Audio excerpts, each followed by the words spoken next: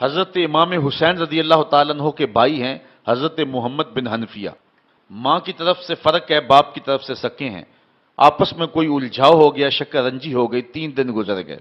हज़रत मोहम्मद बिन हनफिया ने सोचा कि इमाम हुसैन मेरे भाई भी हैं, बड़े भी हैं, फिर रसूल खुदा की बेटी के बेटे भी हैं, तो अगर नाराज़गी होगी है तो मैं जाके सुलह में पहल कर लेता हूं, कोई बात नहीं।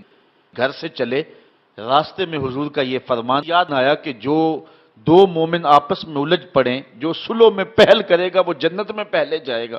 ये हदीस याद आई तो वापस पलट आए और घर में आके कागज के टुकड़े पे उनको खत लिखा और कासद के हाथ भेजा कि मेरे भाई, मैं तुझे मनाने के लिए घर से चला था, रास्ते में हुजूर का ये फरमान याद आ गया।